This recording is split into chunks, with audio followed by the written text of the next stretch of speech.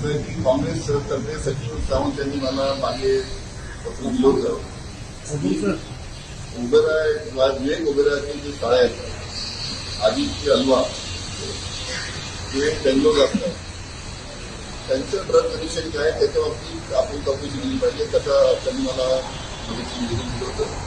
ते संपूर्ण निवेदन आम्ही एनसीबीकडे पाठवलं की कधीच केलं आम्ही, पण आतापर्यंत त्याची चौकशी एनसीबीने केली नाही. आता काल बेंगलोरची पोलीस आहेत त्यांनी मुंबईमधून विवेक ओबेरॉयच्या घरी त्याची माहिती घ्यावी तपास करायची.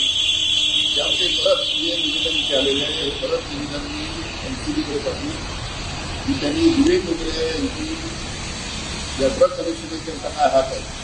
कारण की विवेक ओबेरॉय आपल्याला माहीत आहे की भारतीय जनता पार्टीची स्टार प्रचारक म्हणून त्यांचं नाव संपूर्ण भारतामध्ये सगळ्यांना माहीत आहे.